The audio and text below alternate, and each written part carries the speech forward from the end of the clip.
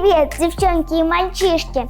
С вами передача «Модные штучки» и я, Анелия. 23 февраля – это праздник, посвященный нашим защитникам Отечества. Сегодня у меня в гостях мастер из гильдии ремесленников. Здравствуйте, Елена Абрамова. Здравствуй. Какой подарок для пап мы сегодня будем делать? Мы с тобой сегодня сделаем вот такую вот игрушечку. Что нам для этого понадобится? Мы с тобой будем шить ее из вот такой вот ткани. Она называется двунитка. Возьмем вот такой вот шаблончик и обведем его на ткани. Давай. Аккуратненько.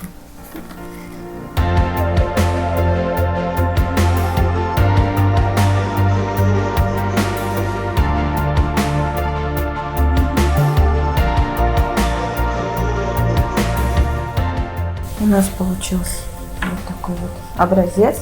Сейчас мы его прошьем и вырежем. Так, вот с тобой мы шили. Теперь мы возьмем палочку и будем ее выворачивать вот через эту дырочку.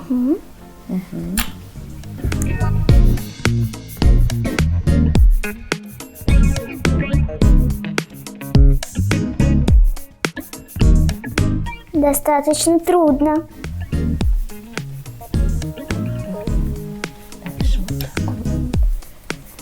Распрямим и палочкой вытолкаем ножки и ушки.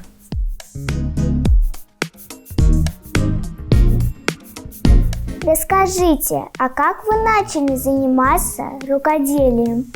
Я смотрела в интернете разные работы, мне они очень понравились. Я подумала, наверное, у меня должно тоже получиться. И так я попробовала в 2011 году, и с тех пор я в этом виде рукоделия. Каким видом рукоделия вы еще занимаетесь? Я шью, вяжу, изготавливаю светильники, бантики. Вот такая вот заготовочка у нас получилась. Сейчас мы ее будем набивать синтепоном, а потом прошьем. Какой забавный котик у нас получается. Теперь будем набивать. Будем брать маленькие шарики и заталкивать их при помощи палочки сначала в ножки, потом в ушки.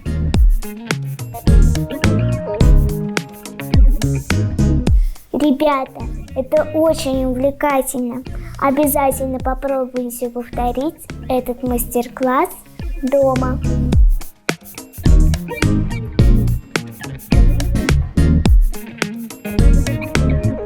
А чем еще, кроме синтепона, можно набить эту игрушку? Такую игрушку можно набить синтепоном, холофайбером, лебяжьим пухом. Ну, я думаю, даже можно и ватой набить. А бывали ли трудности в творчестве? Ну, трудности, они, конечно же, всегда есть. Когда только начинаешь, это очень страшно, но втягиваешься и получается очень даже хорошо. Было ли так, что начинаешь делать одно изделие, а получается совсем другое? Да, это бывает достаточно часто в процессе изготовления какой-то игрушки или еще чего-то. В голову приходит новая мысль, новая идея, и получается совершенно другая вещь. Набиваем мы поплотнее, толкаем палочкой, чтобы она у нас держала форму. Был пухленький, красивенький котенок. Утрамбовываем пальчиком, палочкой во все уголочки. Какую палочку можно использовать? Можно использовать и ручку, и карандаш, но в основном использую вот бамбуковая палочка, которую используют для еды суш. Очень удобная вещь и всегда под рукой. Откуда берутся идеи? Ну, основная часть идей, конечно же, все я смотрю в интернете, вижу. Некоторые придумываю сама, бывает и такое.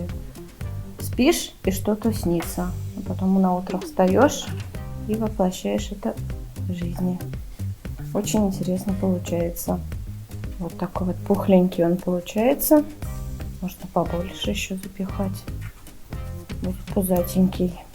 Потрогай. Как тебе кажется, достаточно? Ну, достаточно твердый Давай. и пухлый. Тогда будем его зашивать. А ты умеешь шить? Да, А что ты шила? я сшила платье. Ух ты, какая ты молодец. Давай, держи иголочку и зашивай аккуратненько. Давай я тебе покажу интересный шов, при котором не будет заметно, что ты шила. Сначала засовываешь иголочку, чтобы узелочка не было видно, потом на другую сторону вытаскиваешь ниточку. В эту же сторону. И когда мы затянем, у нас получится, что шва не видно. Давай, попробуй. Девчонки, попробуйте. Это очень интересно. А папа, думаю, очень обрадуется этому подарку. Конечно, обрадуется. Такая красивая игрушка получится, и еще и своими руками изготовленная.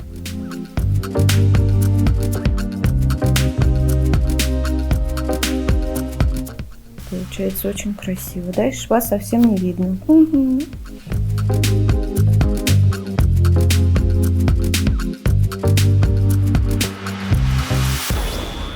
А как мы его будем украшать?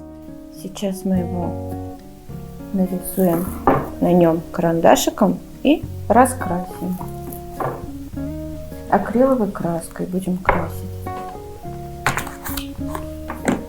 Для этого берем кисточку. Сначала мы будем рисовать ему штанишки. Интересные камуфляжные расцветки. Для этого возьмем зеленую краску. Вот такую вот светло-зеленую, черную. Давай. Сначала покрасим его зеленые штанишки.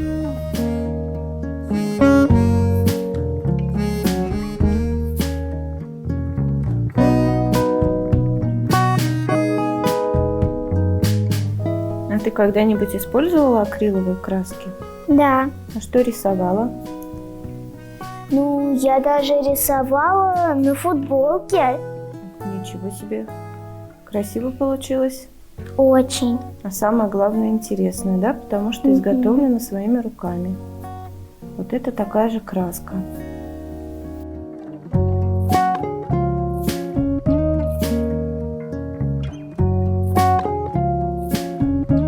Какой военный котик у нас получится. Да.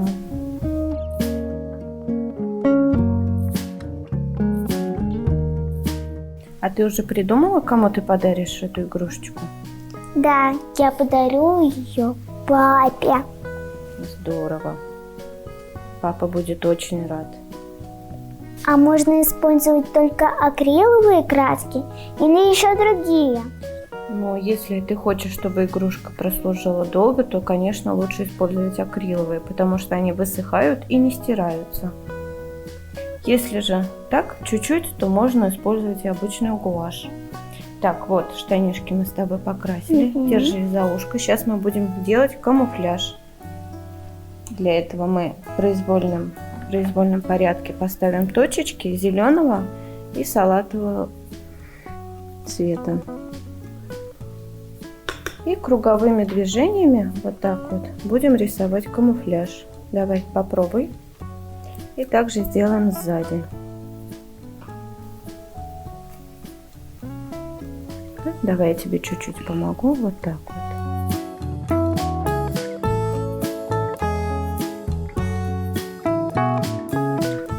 Очень красиво получается. Теперь будем рисовать глазки. Сейчас мы с тобой подложим салфетку, чтобы не испачкать стол. И вы тоже, когда будете делать, что-нибудь подкладывайте, чтобы не испачкать. Теперь будем рисовать глазки. Держи кисточку. Возьмем мы белую краску. Вот и глазик получается уже сразу. Наконец-то у котика появились глазки. Это очень сложно.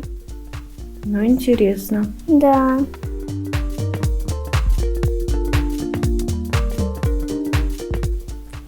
Теперь глазки мы с тобой нарисовали. Мы нарисуем бумажку, которую он держит в руках, и на которой мы будем писать надпись. Тоже белым. Краску возьми еще чуть-чуть. А расскажи о своем папе. Он очень добрый. Это очень хорошо, когда папа такой добрый, заботливый. А кем он работает? Он предприниматель. А как ты любишь проводить время с папой? Может, у тебя есть какая-нибудь незабываемая история, связанная с папой? Я люблю с папой ездить на природу, рыбачить. И меня папа научил рыбачить. Ты умеешь сама ловить рыбу? Да. Как здорово. Вот так у нас уже получилось. Теперь мы сделаем контур. И будет очень красиво. Для того, чтобы сделать контур, мы будем использовать вот такой вот линер черного цвета. Вот, наверное, с этот усиков попробуй. Тихонечко нажимай. Вот, молодец. А почему вы решили изготовить именно котика? Вы что, любите котов? Да, я очень люблю котов. У меня дома живет 6 котов и кошек. И у меня есть кот А как зовут твоего кота? Мартин. Какое интересное имя. А ваши дети занимаются творчеством? Да, им тоже нравится заниматься всякими видами творчества. И они понемножечку начинают тоже и шить, и вязать. Это девочки. А вы любили заниматься творчеством в детстве? Нет, в детстве я не любила. Это пришло с возрастом. Так, теперь давай раскрасим пилотку зеленым цветом.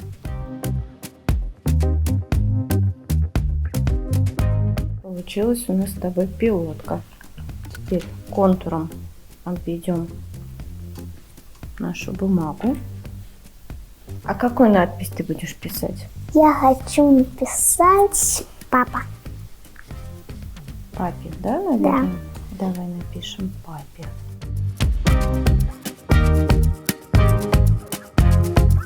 А сердечко нарисуем папе? Угу. И сердечко нарисуем. Я думаю, папа будет очень рад. Почти готово. Осталось только нам с тобой нарисовать язычок и звездочку. Молодец. Сейчас я тебе помогу нарисовать звездочку.